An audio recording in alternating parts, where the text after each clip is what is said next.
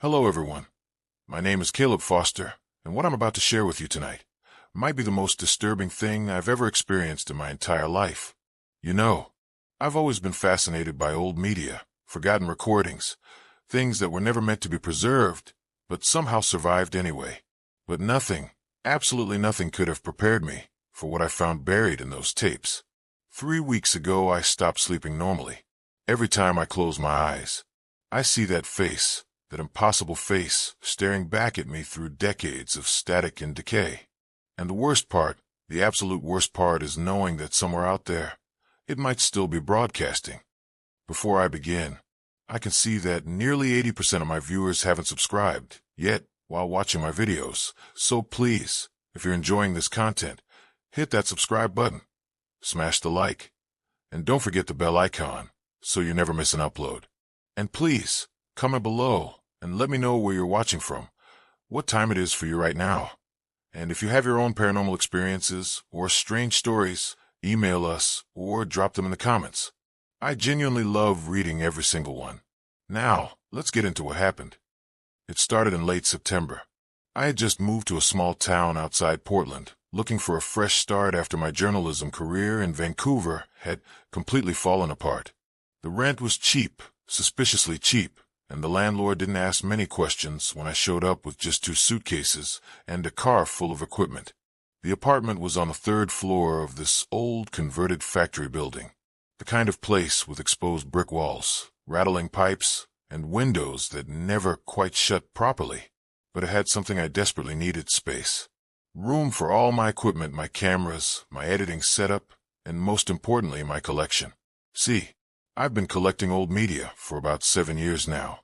VHS tapes, cassettes, reel-to-reel recordings, anything analog, anything forgotten. There's something about physical media that digital just can't capture. That degradation, that proof of time passing. Every tape tells a story beyond what's recorded on it. My collection had grown to around 400 tapes by that point. Most of it was junk, home videos of birthday parties, weddings, graduations. But occasionally, very occasionally, you'd find something interesting. A local news broadcast from 1987. An industrial safety video with that perfectly unsettling 70s aesthetic.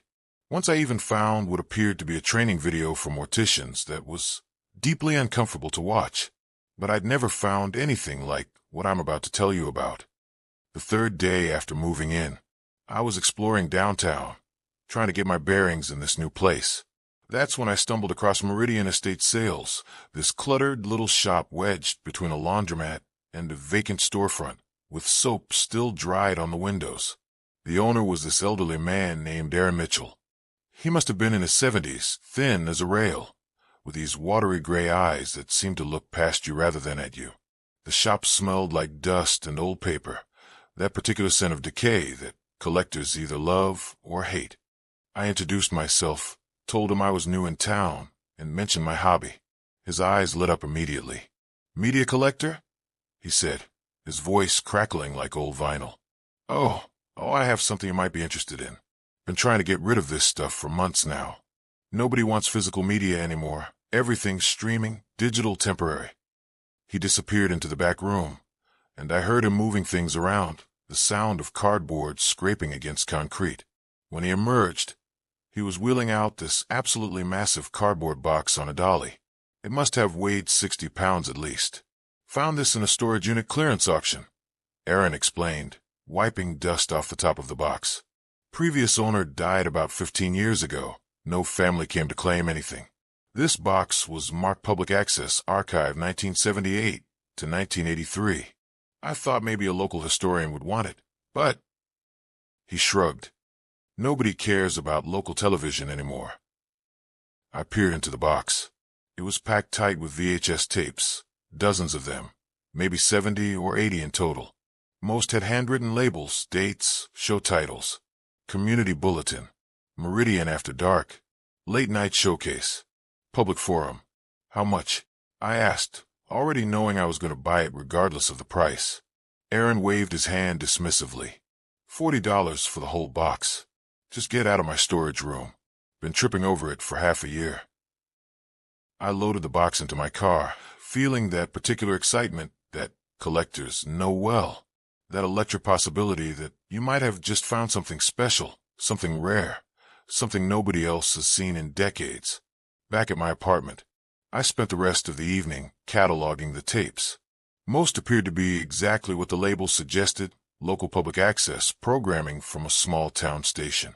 The dates ranged from March 1978 to November 1983. 5 years of programming, preserved on slowly degrading magnetic tape.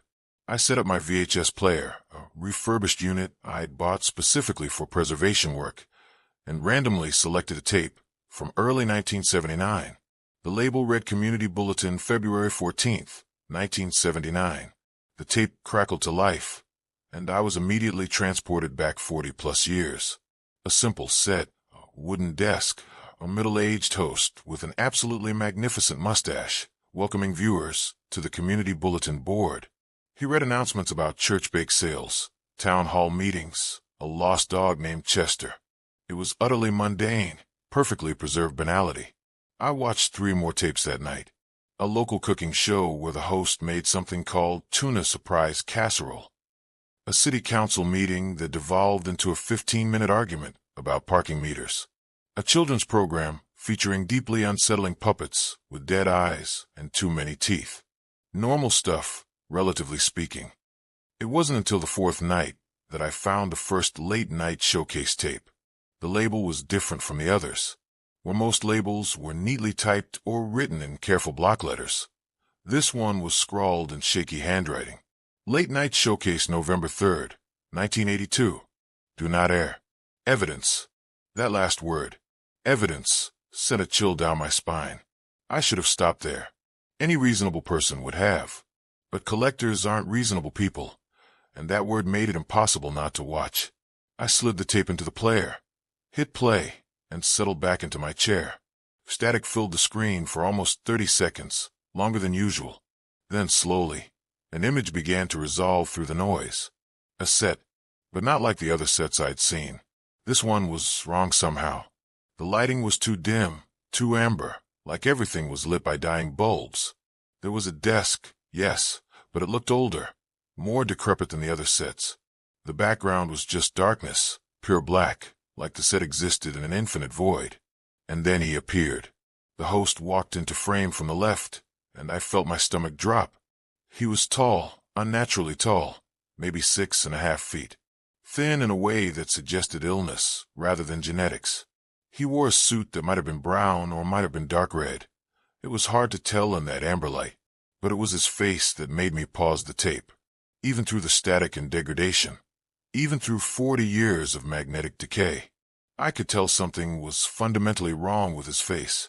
It was too long, too narrow, like someone had taken a normal face and stretched it vertically. His smile was too wide, revealing too many teeth, teeth that seemed slightly too pointed. And his eyes, God, his eyes were completely black. Not dark brown, not shadowed, but black like holes in his face. I sat there frozen, staring at this paused image. My rational brain was already making excuses. It's just bad lighting, it's degradation, it's compression artifacts, it's makeup for a Halloween special maybe. But something deeper, something primal, was screaming that I was looking at something that should not exist. I unpaused the tape. The host, if you could call him that, sat down at the desk. His movements were fluid but wrong, like he was moving slightly faster than normal speed, or maybe at inconsistent speeds. It reminded me of old silent films, where the frame rate doesn't quite match reality. When he spoke, his voice was the worst part. It came through the speakers in this wet, gargling quality, like he was speaking through a mouthful of fluid. But despite that, I could understand every word perfectly. Good evening, night wanderers, insomniacs, and seekers of forgotten truths. Welcome to the Late Night Showcase. I am your host, and I have something very special to show you tonight. His smile widened impossibly further. Tell me, do you remember being born? Do you remember that transition, that passage from non-existence into existence? That first scream, as your lungs filled with air for the very first time? He leaned forward, and the camera zoomed in on his face, that horrible stretched face. Most people don't remember. The mercy of infant amnesia, they call it. But what if I told you that you're still there, still in that moment, and everything since has been the dying dream of an oxygen-starved brain? The screen cut to something else. Footage, but not normal footage. It looked like someone had filmed the inside of a tunnel, or maybe a throat, pulsing and organic. There was no sound except a rhythmic wet breathing. This continued for maybe 2 minutes, and I found myself unable to look away, even though every instinct was telling me to stop the tape, to destroy it, to forget I'd ever seen it. Then it cut back to the host. "Don't worry," he said, that gargling voice almost soothing. "You'll remember eventually. They all do. When the static finally clears, and you see what's really been watching you through all these screens, all these years." The camera began to slowly zoom in on his face, closer, closer, until those black eyes filled the entire screen. And then, for just a single frame, maybe 1/30th of a second, I saw something else, something behind those eyes, something vast and writhing and utterly alien. Then static, pure white noise for the remaining 20 minutes of the tape. I sat there in my apartment, in the darkness, the glow of the static-filled screen washing over me. My hands were shaking, my mouth was dry, and I became suddenly, acutely, aware of how quiet the building was, how alone I was. I ejected the tape, held in my hands. The label seemed to accuse me. "Do not air." Evidence. Evidence of what? I should have stopped. I should have burned that tape, burned the whole box. But instead, I did what any obsessive collector would do. I started searching through the other tapes, looking for more late-night showcase episodes. I found 6 more over the next hour, all labeled similarly, all with that same scrawled warning. "Do not air." Evidence. The dates were scattered throughout 1982 and early 1983. November 3rd, November 17th, December 1st, December 15th, January 5th, January 19th, and February 2nd. 7 episodes in total, each about 30 minutes long. Against every screaming instinct of self-preservation, I watched the second episode that same night. This one was labeled November 17th, 1982. The same shaky handwriting, the same warning. The episode began the same way. Extended static. Then that amber-lit set emerging from darkness. Then the host walking into frame with that fluid, wrong movement. But this time, I noticed something I'd missed before. In the background, in that pure darkness behind the set, something was moving, just barely visible, like shadows shifting in a place where no shadows should exist. The host sat down, smiled that too wide smile, and began speaking. "Welcome back, faithful viewers. Have you been thinking about what I said? About the moment of your birth? About the possibility, the probability, that none of this is real?" He gestured around him, at the set, at the camera. "Television is a fascinating medium, isn't it? We invite strangers into our homes. We let them speak to us in the darkness. We trust them, simply because they appear on this glowing screen. But what if what appears on screen isn't bound by the same rules as what exists off-screen?" The camera began to slowly circle him, though I could see no cameraman, no equipment. Just movement, impossible movement. "There are thin places in the world," he continued. "Places where the barrier between what is and what should not be grows permeable. Television studios are often such places. All that electricity, all that focused attention, all those broadcast signals shooting out into the void. Sometimes, something shoots back." He reached off screen and pulled something into view. It looked like a photograph, but I couldn't make out the details through the degradation and poor lighting. "This is Olivia Stone," he said, holding up the photo. "She lived at 412 Blackwood Avenue. She watched our first broadcast. She called the station the next day, very upset, demanding to know who gave us permission to film inside her house." His smile never wavered. "But we never filmed inside her house. We broadcast from our studio." Yet Olivia insisted, absolutely insisted, that she had seen her own living room on screen, seen herself sleeping on her couch while something stood in the corner of the room, watching her. He set down the photograph.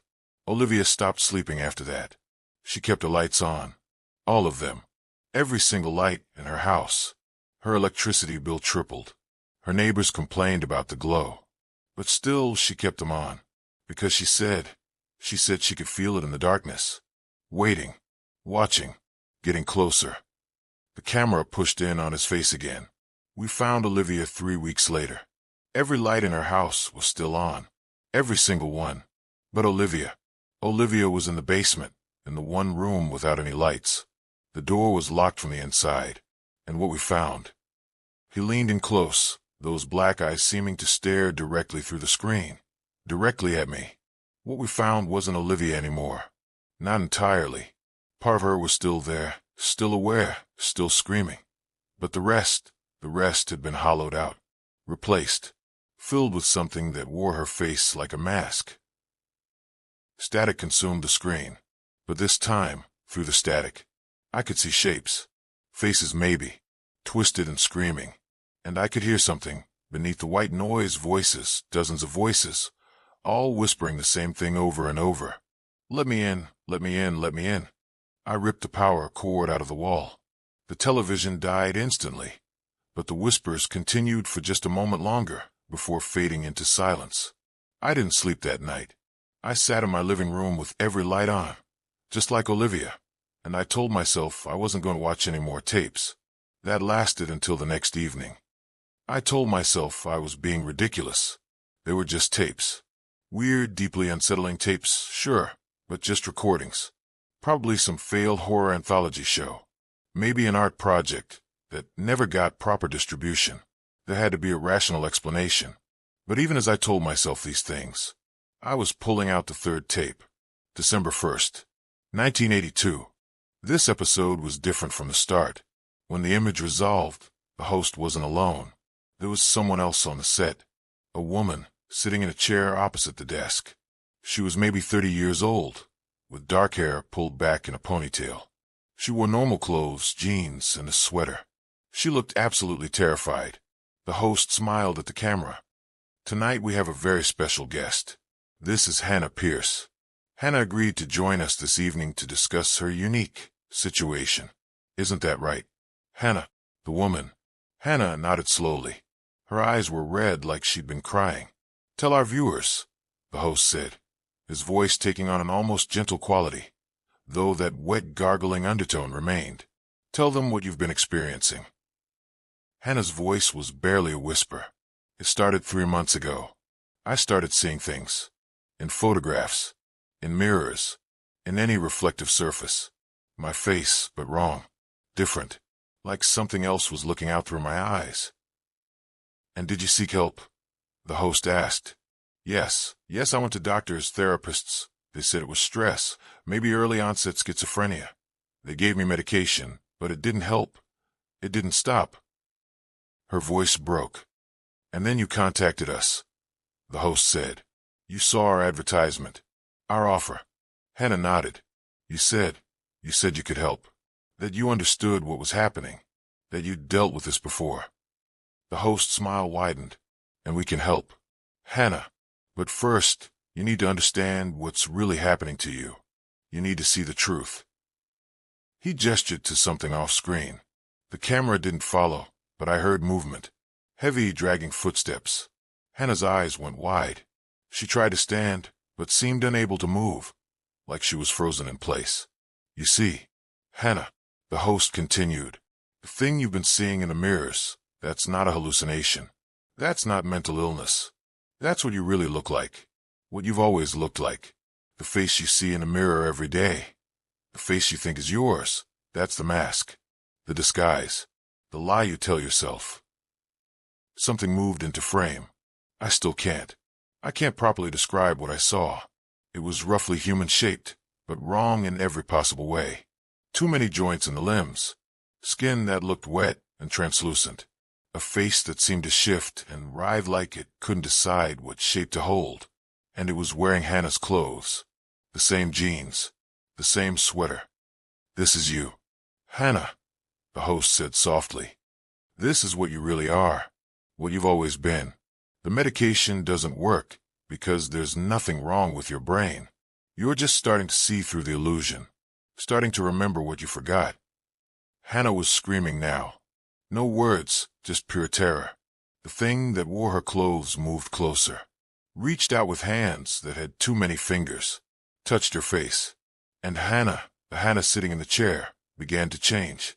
Her features started to shift, to melt, to reform into something else. Something that matched the creature, touching her. The host turned back to the camera, those black eyes filling the screen. We all wear masks, viewers. Every single one of us. The question is, what happens when the mask finally slips? What are we underneath? What have we always been? Static. Complete static. For the full remaining 20 minutes. I sat there, trembling. Tears streaming down my face, though I couldn't remember starting to cry. I felt sick. Physically ill. Like my body was rejecting what I just witnessed. I wanted to believe it was fake. Practical effects. Makeup. Puppetry. But something about it, something about the way Hannah screamed. The way her face changed. It felt too real. Too genuine. I grabbed my laptop and started searching. Hannah Pierce missing. Hannah Pierce death. Hannah Pierce 1982. Nothing. No results. No news articles. No missing persons reports. Either it happened too long ago to be digitized, or it never happened at all, or something else entirely. Then I searched for the town itself. Meridian, trying to find information about the public access station. When it operated. When it closed. What I found made my blood run cold. There was no public access station in Meridian. Not in the 1980s. Not ever. The town was too small. They relied on broadcast stations from larger nearby cities. There was no local programming infrastructure. So where did these tapes come from? What had I been watching? I should have stopped. Any sane person would have stopped. Destroyed the tapes. Moved away. Forgotten any of this ever happened. But I couldn't. Because I needed to know. Needed to understand what I was looking at. What had been preserved in those degrading magnetic strips. I watched the fourth tape the next night. January 5th, 1983. This one had no host. No set. Just footage. The footage appeared to be taken from a handheld camera. Someone walking through a neighborhood at night. Suburban houses. Neat lawns. Cars and driveways. Everything perfectly normal except for one detail. Every single window in every single house was filled with static.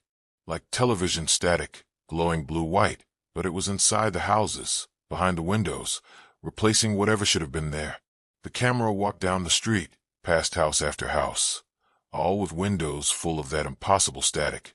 And as it passed each house, I could hear voices, dozens of voices, coming from inside the static, singing. They were singing a children's song. Ring around the rosy, pocket full of posies. Ashes, ashes, we all fall down.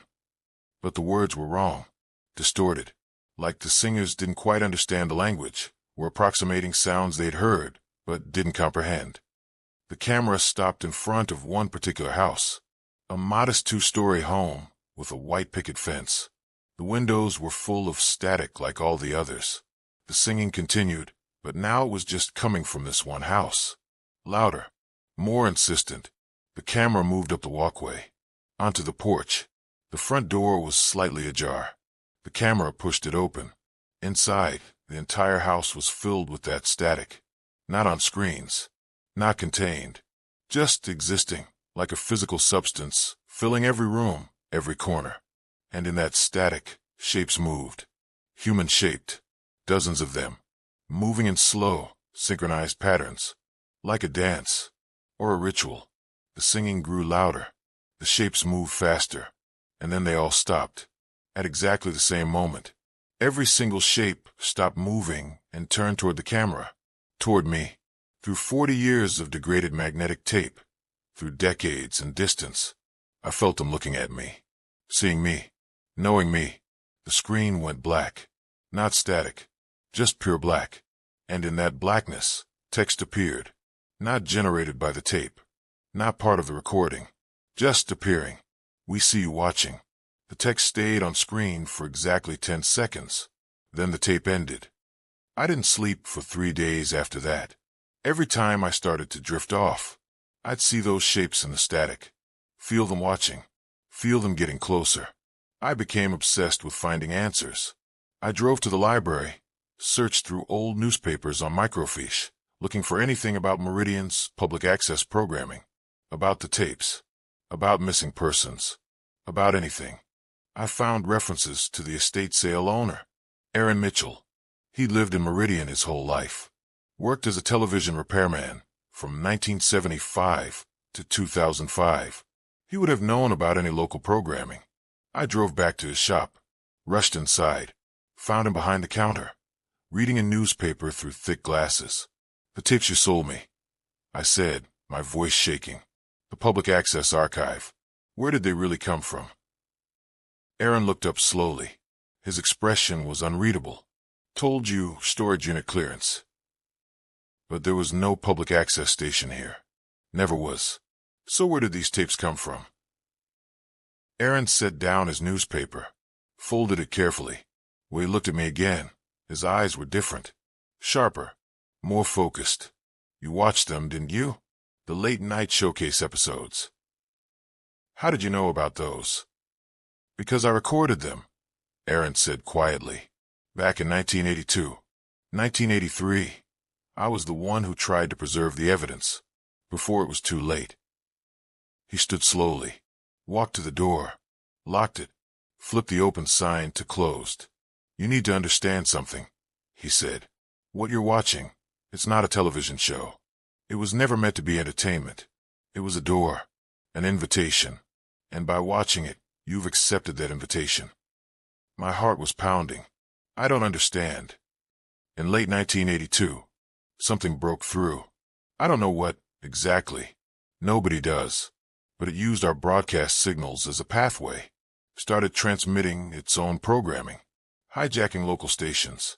At first it was just for seconds at a time, brief intrusions, but it got longer, stronger, more stable.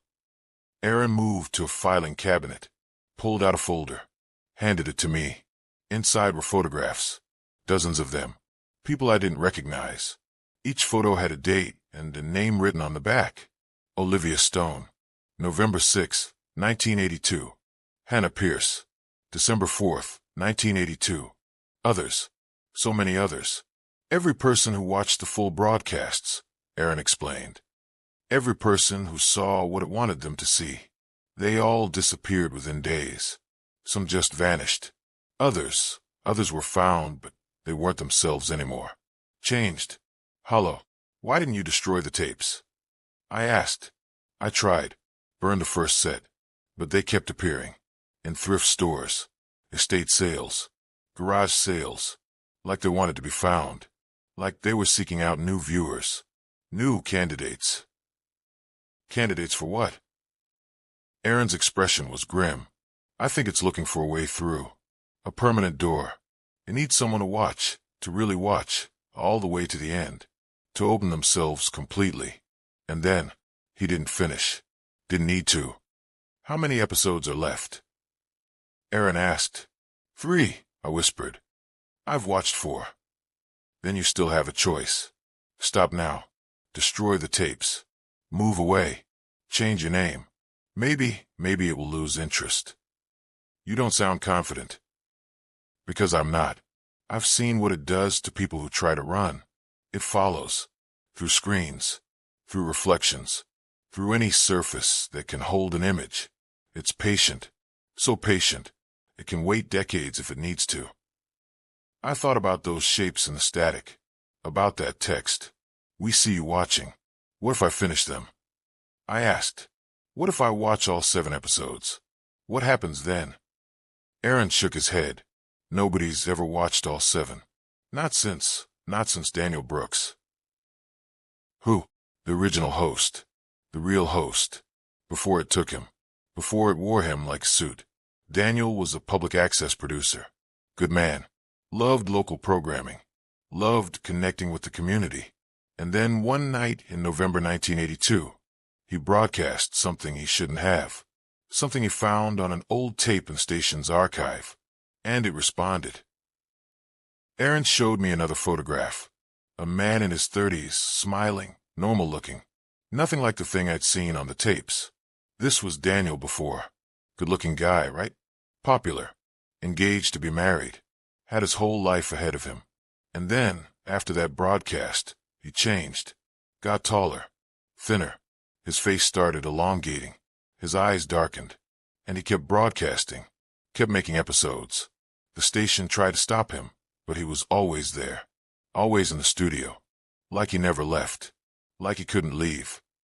What happened to him? February 3rd, 1983, the station manager went to confront him, found the studio empty except for the equipment, still running, still broadcasting static. Daniel was gone, never seen again. But the broadcasts, the late-night showcase, they continued, for 3 more weeks, with Daniel still hosting, still speaking, even though nobody could find him. That's impossible. Aaron laughed bitterly. You've watched the tapes. You tell me what's possible and what's not.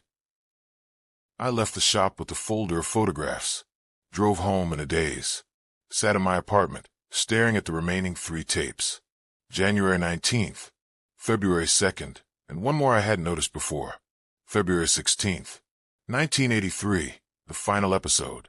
I knew I should destroy them, knew I should run, but I also knew I wouldn't, because some part of me, some deep compulsive part, needed to see how it ended, needed to know the truth. That night, I watched the 5th episode. January 19th, 1983. The host appeared on screen, but he looked different, more solid somehow, more real, like the barrier between the recording and reality was thinning. Welcome, old friends. I can feel you out there, all of you, watching, waiting, getting closer. Some of you have been very dedicated, watching episode after episode, peeling back the layers, seeing the truth underneath the lies. He stood, walked toward the camera, kept walking even as he should have left frame, but instead he got larger, closer, like he was walking through the screen itself. I want to tell you about the last stage, he said, his face now filling the entire screen. The moment when you finally understand, when the signal and the receiver become one, when you stop being a viewer and become part of the broadcast. You felt it, haven't you? The way reality seems less solid after each episode?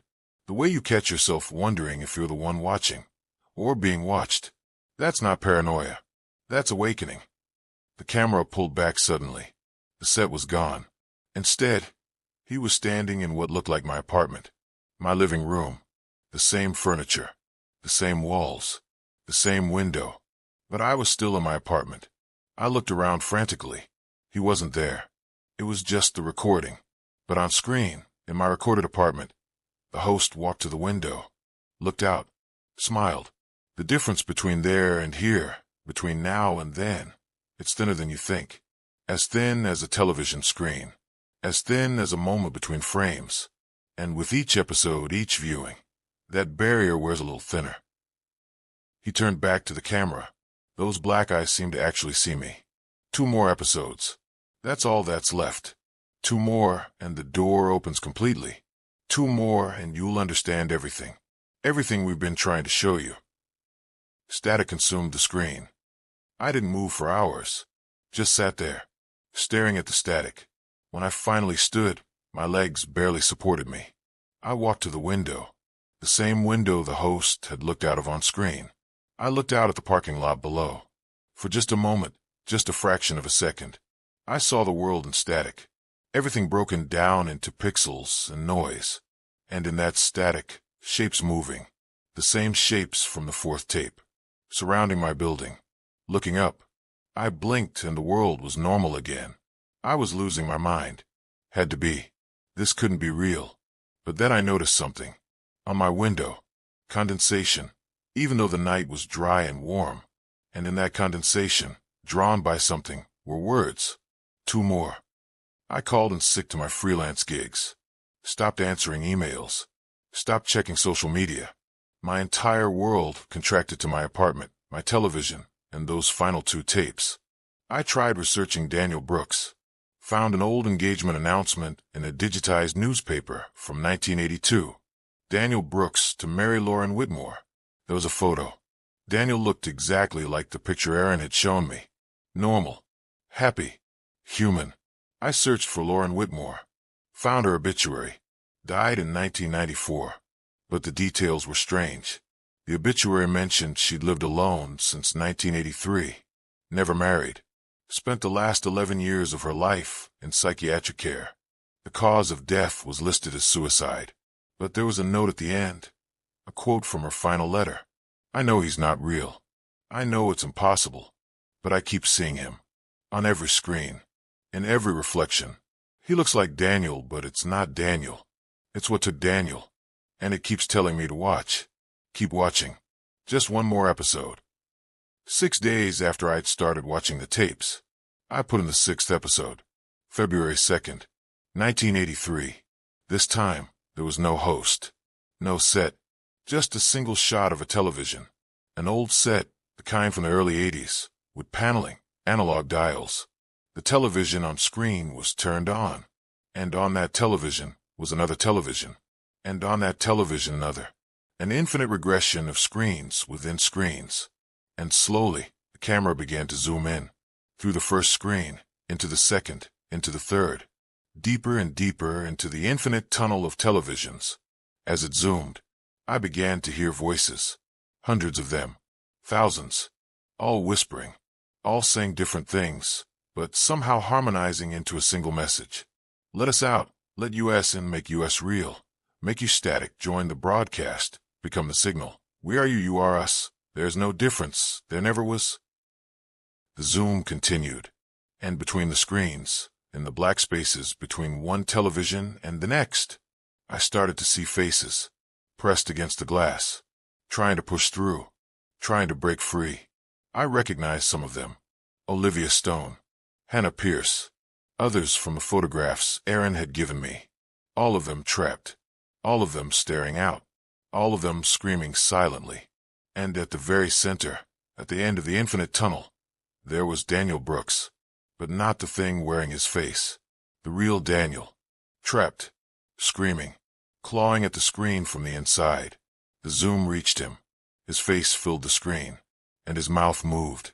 I couldn't hear him, but I could read his lips. Don't finish it. Don't watch the last one. It's a trap. It needs you to choose, to accept. Please. Static. But this time, through the static, I could see my own reflection, staring back at me from the screen. And behind my reflection, standing in my apartment, was the host.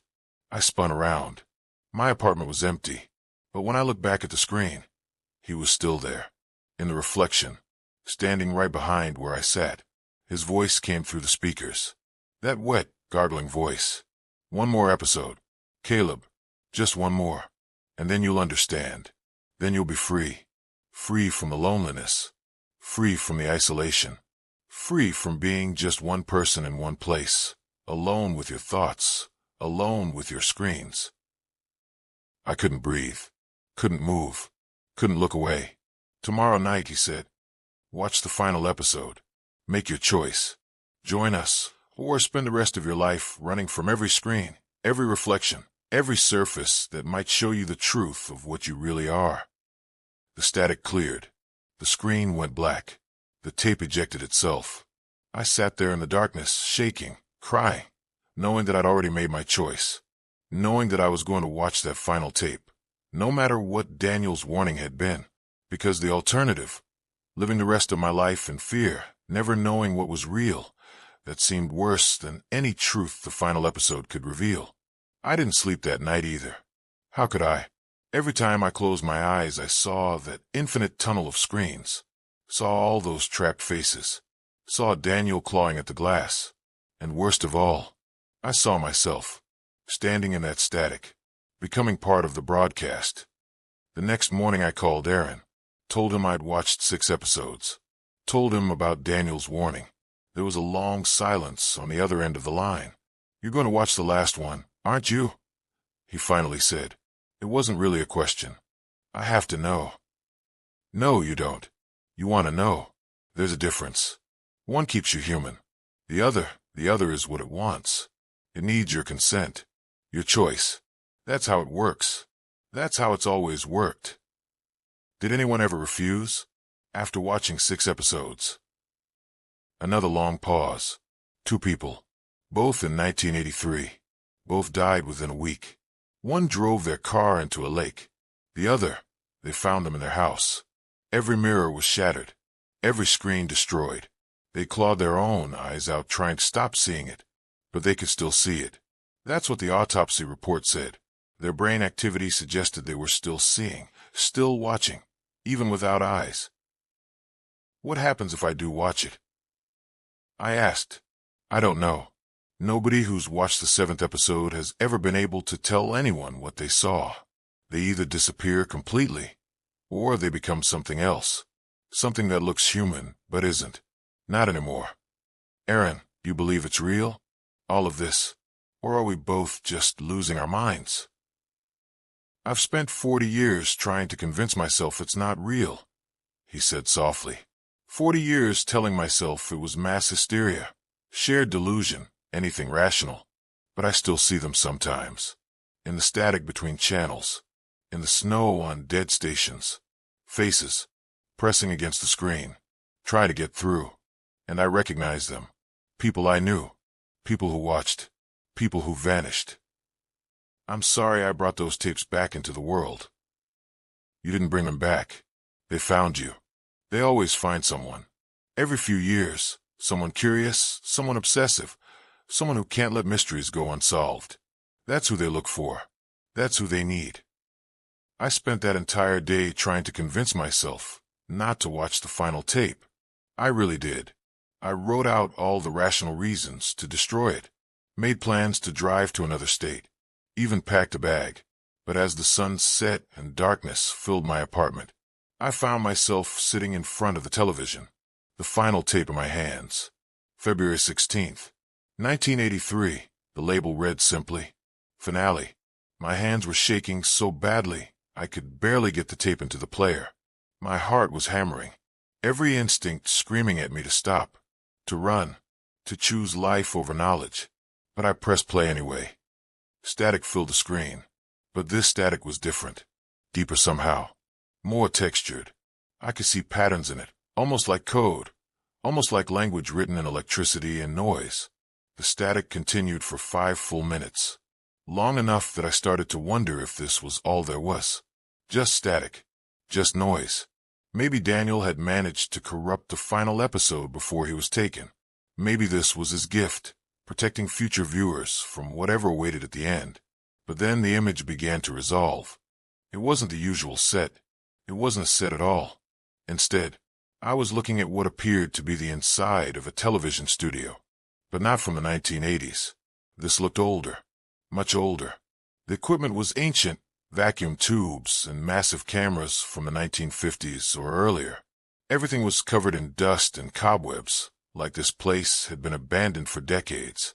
And in the center of the studio, sitting at a desk, was the host. But he looked different now. More solid, more real. The wrongness of his proportions was more pronounced. His skin had a waxy quality, like something sculpted rather than grown. Those black eyes seemed to pull at my vision, making it hard to look anywhere else. "Hello, Caleb," he said, and his voice was clear now. No static, no degradation, like he was speaking directly into my room. "I've been waiting for you. We all have." The camera pulled back. Behind him, standing in the shadows of the studio, were others. Dozens of them. Hundreds. All with that same wrongness. All with those same black eyes. All wearing the faces of people I'd seen in photographs Aaron had given me. "You've come so far," the host continued. "Watched so much. Learned so much. You understand now, don't you? What we really are. What this really is." I wanted to respond, but I couldn't. My voice was gone. I could only watch. Television was supposed to be humanity's great achievement. A way to share information across vast distances. To connect people. To bring the world into everyone's home. But you made a mistake. You never asked, what else might use those connections? What else might find its way through those signals? He stood, began walking toward the camera. The others behind him moved forward as well, a slow, synchronized advance. "We were waiting," he said, "on the other side of your transmissions, in the spaces between channels, in the static, in the noise. We felt your broadcasts shooting out into the void, and we followed them back. traced them to their source, and we found you, all of you, sitting in your homes, staring at your screens, so lonely, so desperate for connection, so willing to let anyone in, as long as they appeared on the right kind of screen. The camera was moving now too, pulling back, and I realized with growing horror that it was showing more of the studio. The walls were covered in screens, thousands of them, all different sizes, all showing different things, different homes, different people, all watching their televisions, all unaware they were being watched in return. These are the others, the host explained, the ones who never saw our invitation, who only watched their regular programming, their news, their entertainment, their carefully curated reality. They don't know we're here, don't know we're watching, don't know that every screen is a window, and windows work both ways. He stopped walking, stood very still, those black eyes locked onto mine. But you're different. You saw our invitation. You chose to watch, episode after episode, even when you were afraid, even when you knew you should stop. You couldn't help yourself. You needed to know. And that need, that curiosity, that's what we require. Behind him, one of the other figures stepped forward. I recognized her from photographs. Olivia Stone. But her face was wrong now, stretched and waxy like the host's. Her eyes black voids. When she spoke, her voice had that same wet gargling quality. It doesn't hurt. Caleb, the transition. It's actually beautiful. Like finally taking off a mask you've worn your whole life. Like remembering who you really were before you forgot, before they made you forget. Another figure stepped forward. Hannah Pierce. Same wrong face. Same void eyes. We try to show you, in the earlier episodes, the truth underneath, the reality beneath the illusion. But showing isn't enough. You have to choose, have to accept, have to open yourself completely. More figures moved forward, surrounding the host, dozens of them, all speaking in unison now. Watch with us, watch through us, become the signal, become the broadcast, become eternal. The host raised his hand. The chanting stopped. Here is the truth. Caleb, the final truth. The one we couldn't tell you until now. You're already one of us. You always have been. Every person who watches television, who stares at screens, who loses themselves in the glow, they're all part of the broadcast, whether they know it or not. The only difference is awareness. The only difference is choice. He gestured to the walls of screens. To all those people watching their televisions. They're sleepwalkers, dreaming they're awake. But you've been waking up. With each episode, each revelation, the static clearing, the signal strengthening. Until now, right now, in this final moment, you're more awake than you've ever been. The camera began to zoom in on his face. Slowly, steadily. So here's your choice. The only choice you've ever really had. Reject this. Tear away. Destroy the tape. Live the rest of your life as one of them. Asleep. Unaware. Comfortable in the lie. You can do that. We won't stop you. Won't force you. Won't punish you. His face filled the entire screen now. Or accept the truth. Accept what you really are. What you've always been. Step through the screen. Join the broadcast. Become signal instead of noise. Become eternal instead of temporary. Become aware instead of asleep. Those black eyes were all I could see now. Black holes in reality itself. And in their depths, I saw something. Movement. Light. Patterns forming and dissolving. And I realized I was seeing code. The fundamental code of reality itself. The programming underneath the illusion. The host's voice became multiple voices. Hundreds. Thousands. All speaking as one. Make your choice. Caleb, choose awakening. Choose truth. Choose us. Choose yourself. Choose now. Choose. Choose. The screen began to pulse. The entire television. The entire room. Everything pulsing in rhythm with those words. And I felt something inside me responding. Something deep. Something that had been sleeping. Waking up. Reaching out. Wanting to connect. Wanting to join. Wanting to become part of something vast and eternal and incomprehensible. My hand moved toward the screen. I didn't tell it to move. It just did. Drawn by something I couldn't name. Something I'd been feeling since the first episode, since the first moment I'd seen that impossible face. My fingers touched the glass. The glass was warm, warmer than it should be, and soft, not like glass at all, more like membrane, like skin, like something living. The voices grew louder. Yes, yes, you understand, you feel it, the barrier dissolving, the signal strengthening. You're so close, so very close. Just let go. Let us in, let yourself out. My hand began to sink into the screen. Through it, the warm membrane parting around my fingers, welcoming them, drawing them in, and through the screen, I could feel them, all of them, every person who'd ever watched, every person who'd ever been part of the broadcast, their thoughts, their memories, their experiences, all flowing together, all connected, all one. It was beautiful. It was terrifying. It was everything I'd been searching for my entire life without knowing I was searching. Connection, purpose, meaning, an end to loneliness, an end to isolation, an end to being just one small fragile consciousness trapped in one small fragile body. But then, in that moment of perfect connection, I felt something else, something the voices didn't want me to feel. A scream, distant but desperate, coming from deep within the signal. Daniel Brooks, still trapped, still aware, still screaming his warning even after 40 years. And I understood, finally understood what this really was. Not awakening, not truth, not liberation. It was a trap, a predator's lure, beautiful and terrible and designed perfectly to exploit the one thing every thinking being craves, to not be alone, to matter, to be part of something greater. But there was nothing greater here.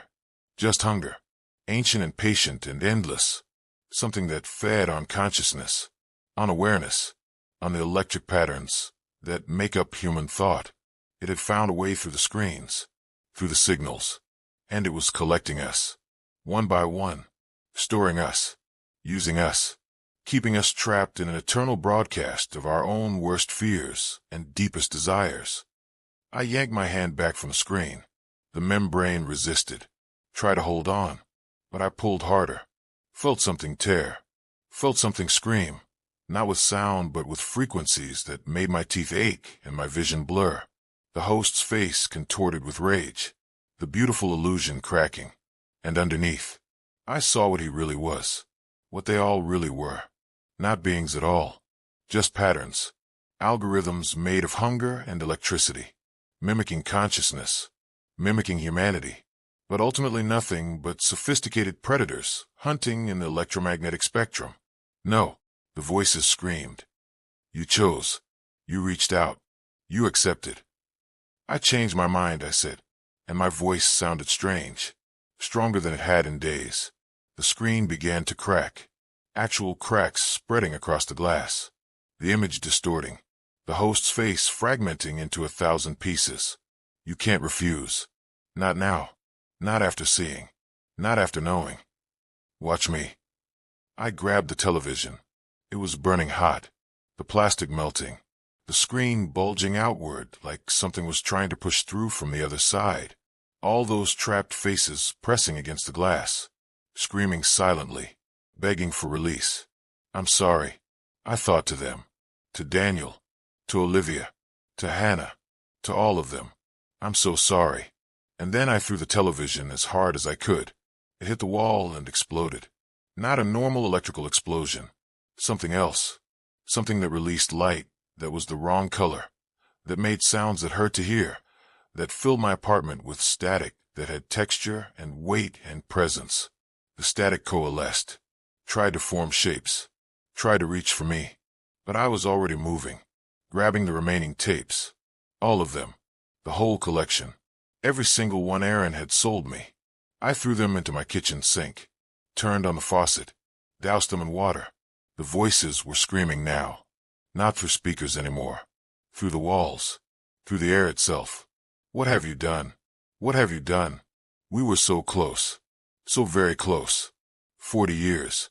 40 years waiting for someone like you. I found my lighter, the cheap plastic, one I used for candles. My hands were shaking so badly it took 3 tries to get it lit. The flame touched the wet tapes, and I expected nothing to happen. But the magnetic tape ignited anyway, burned with flames that were too bright, too blue, too eager. Like the tape had been waiting to burn, like it wanted to be destroyed. The screaming reached a crescendo. The static in my apartment compressed, condensed, pulled itself into a single point of impossible density. And then, with a sound like reality tearing, it collapsed inward and vanished. Silence. Complete absolute silence. I stood in my kitchen, surrounded by burning tapes, my apartment a disaster, my television in pieces, and for the first time in weeks, I felt alone in a way that was comforting instead of terrifying. I left Meridian the next day. Didn't even pack most of my things. Just grabbed some clothes, my laptop, and drove. Put 500 miles between myself and that apartment before I finally stopped at a motel. That first night, I sat in the motel room, staring at the television, wondering if I should turn it on, wondering what I'd see if I did, wondering if they were still out there, still watching, still waiting. I never found out, because I haven't turned on a television since that night.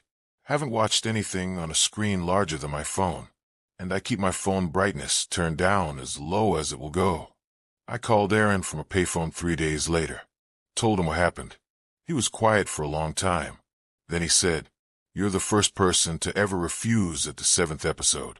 The first person to make it that far and still choose humanity over whatever they were offering. I don't know if that means you're free or if it means they're going to try harder next time." Is there going to be a next time? There's always a next time. The tapes always resurface. The broadcasts always find new viewers. But maybe by destroying them you bought us some time. Maybe you reset their progress. Made them start over from the beginning. What about Daniel? What about all the others trapped in there? I don't know. I like to think that when you destroyed those tapes, you freed them. But honestly, I just don't know. That was 6 months ago. I've rebuilt my life. New city, new apartment, new job, new name even. I don't collect old media anymore. Don't go near estate sales or thrift stores or anywhere that might have forgotten recordings. But I still see them sometimes. In reflections, in store windows, in any surface that's just reflective enough to almost show an image. Faces in the static, pressing against glass that isn't there. Watching me, waiting, and sometimes, late at night, when I'm alone, I hear it, that wet gargling voice, coming from nowhere, coming from everywhere. You can't run forever. Caleb, eventually you'll want to watch something. Eventually you'll need to connect. And when you do, we'll be waiting.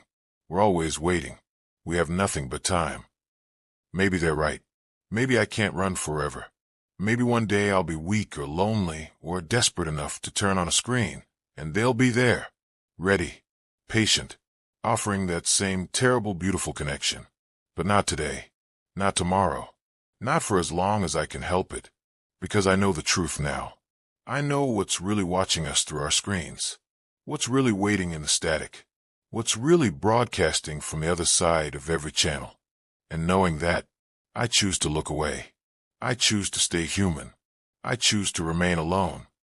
If you're watching this video, if you've made it this far, I need you to understand something. I'm not uploading this as entertainment. I'm not trying to go viral. I'm warning you. If you ever find tapes labeled Late Night Showcase, destroy them immediately. Don't watch them. Don't try to preserve them. Don't think you're strong enough or smart enough or special enough to handle what they contain. You're not. Nobody is. And if you've already started watching them, if you've seen even one episode, stop now. Destroy them. Get rid of every screen in your house if you have to. Because every episode makes it stronger. Every viewing brings it closer. And by the 7th episode, by the final choice, you'll be so deep in its influence that saying no becomes almost impossible. I was lucky. Or maybe I was just stubborn enough. Or maybe Daniel's warning reached me at exactly the right moment. But I wouldn't count on being that fortunate yourself. So please, if you take nothing else from this video, take this. Some mysteries aren't worth solving. Some knowledge isn't worth having. Some connections aren't worth making. The things that live in the static, They're patient. They're cunning. They understand human nature better than we understand ourselves. And they're always looking for new viewers, new candidates, new consciousnesses to add to their collection. Don't let it be you. I've been hesitating about uploading this video for months, worried that by talking about it, I'd somehow give it power, somehow make it more real, somehow help it find new victims. But I realized that silence serves it too, that by not warning people, I'd be complicit in whatever happens to the next person who finds those tapes, the next curious collector who can't resist the mystery, the next obsessive personality who needs answers more than safety.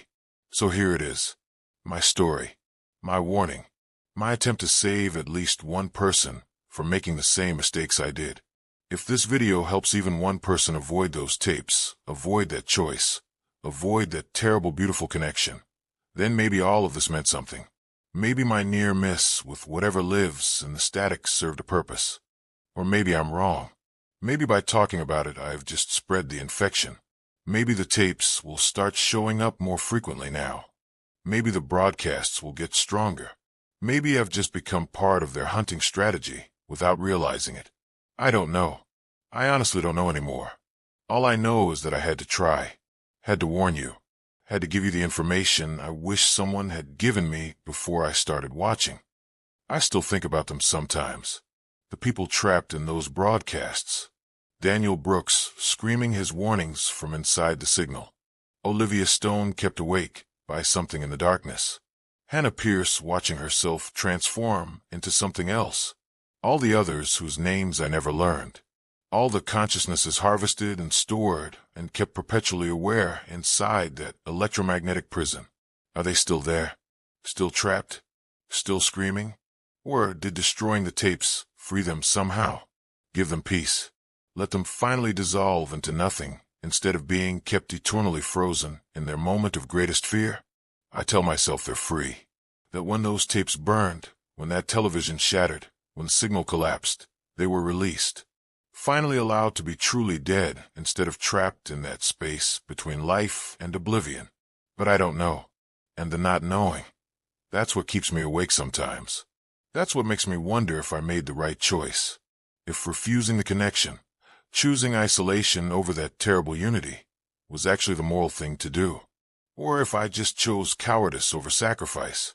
Because there's a part of me, a small quiet part that I try not to listen to, that misses it. That connection, that moment when I felt every other consciousness that had ever watched, when I wasn't alone, when I was part of something vast and eternal and incomprehensible. It was horrifying, but it was also, in its own twisted way, beautiful. And that's the most disturbing thing of all.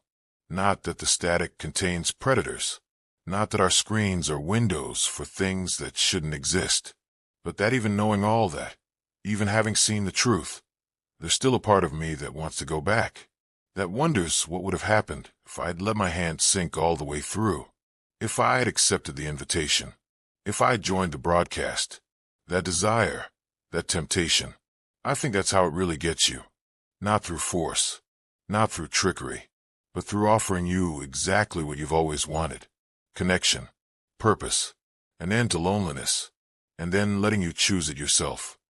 I mentioned at the beginning that I haven't been sleeping normally. That's still true, but it's not just nightmares anymore. Sometimes, when I'm in that space between waking and sleeping, I hear them, whispers in the static, familiar voices from the tapes. And they're not threatening anymore. They're not trying to frighten me. They're inviting me back. You made the hard choice. Caleb, you were strong. But you don't have to stay strong forever. We're still here, still waiting. Still offering that connection.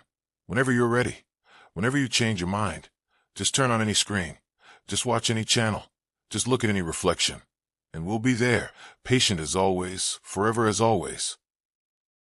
And the worst part, the truly horrifying part, is that some nights I find myself wanting to accept, wanting to turn on a television, wanting to see that amber lit set one more time, wanting to look into those black eyes and say yes instead of no. I haven't done it yet. I'm still fighting, still choosing humanity, still choosing isolation over connection. But every day it gets a little harder, every night a little longer. Every moment of loneliness a little more unbearable. And I wonder how long I can really hold out. How long before the temptation becomes too great? How long before I forget why I refused in the first place? Maybe that's the real horror. Not that these things exist. Not that they hunt us through our screens. But that they understand us well enough to know we'll eventually hunt ourselves. That given enough time, enough loneliness, enough quiet desperation, we'll seek them out instead of running away. They can afford to be patient. They have eternity. We only have one short life. And they know that loneliness, real debone-aching loneliness, can make eternity seem like a fair trade. So that's my story. That's what I found in those tapes. That's what's been haunting me for the last 6 months. That's what I needed to tell you about before whatever happens next. If you never hear from me again, if this channel goes silent, if I disappear the way Daniel Brooks disappeared, you'll know what happened. You'll know I finally stopped being strong enough. Finally gave in to the temptation. Finally chose connection over isolation. And if that happens, if you're watching this months or years from now, and I'm long gone, learn from my mistake. Don't follow my path. Don't seek out those tapes. Don't think you can handle what I couldn't. Don't trade your humanity for an end to loneliness. Stay human. Stay isolated if you have to.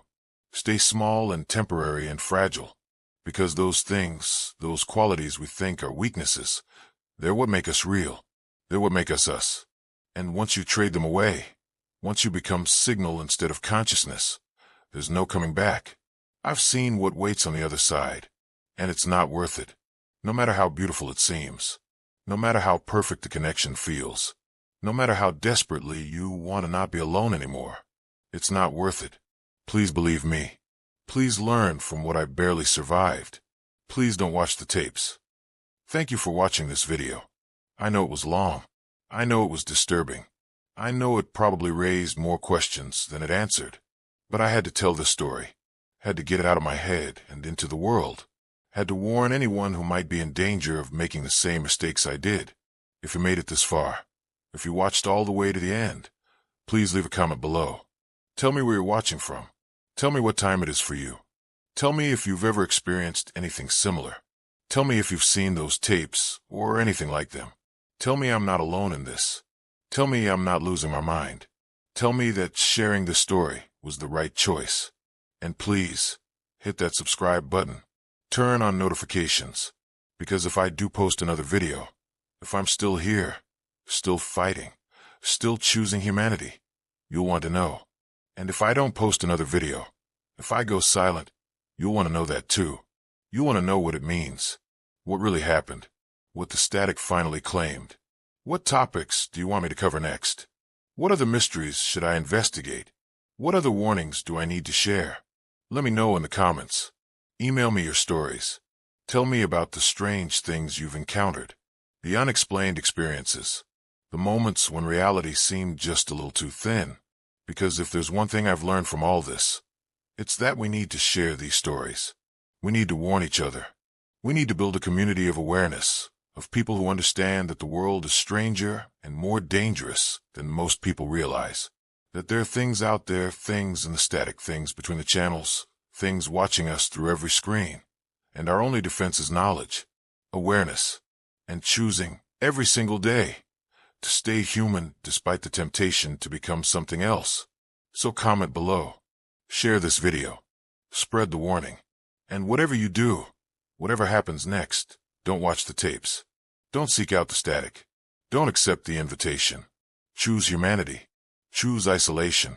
Choose being small and temporary and real. Choose to stay yourself. No matter what it costs. No matter how lonely it gets. No matter how beautiful the alternative seems. Stay human. Please, stay human.